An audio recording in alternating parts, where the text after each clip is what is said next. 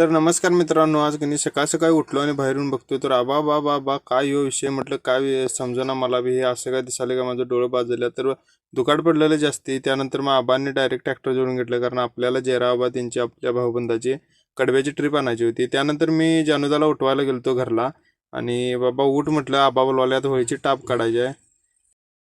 Phone बिन लावाल्यात नाही तर काय तुला जरा तरी शुद्ध बीत. आयुष्यात कुंभकर्ण कधी झोपला नाही की रे एवढा आयुष्यात.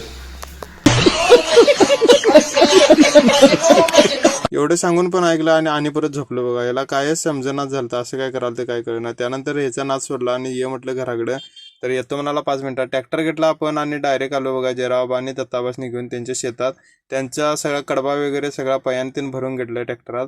त्यानंतर मग आपल्याला अवताला जायचं होतं, कारण तास आपली भर लावायची होती आणि वशानं माझ्या 21,000चं मैदान केलं आणि तिथं प्रथम क्रमांकाचा मानकरी ठरलाय. आणि हे आमच्या सीझनचं पहिलंच मैदान होतं आणि त्यांना नाराज केलं नाही आपल्याला. 21,000चा गारवा करून टाकला वाघानं माझ्या. आणि त्यानंतर तासं फोडायला आलता आणि हे डॉगेश भाई आमचं काय ऐकणं झालं ते. मी म्हणाल मी नाकाड्याच करतो म्हणून लागलेले. चला नको म्हटलं तर बघाल त्याने नको म्हटलं, चल तू लहान आहेस अजून, माझं मी करतो सगळं काम. त्यानंतर मग भावानं कसं असतंय, शेतात येऊन नुसतं रील्स टाकणं आणि व्हिडिओ टाकणं नसते, तर घाम गाळूच तर राबावं पण लागते आपल्या शेतात. उगीच 100 टन आणि 150 टन ऊस बोलून फक्त चालत नाही. त्यानंतर मग आबाने असं चिकटपट्टी त्यानं मारून घेतली ताडपत्रीला, कारण आपली टाप त्यानं पूर्ण झाली आणि त्याच्यावर आपल्याला कागद घालून घ्यायचा होता.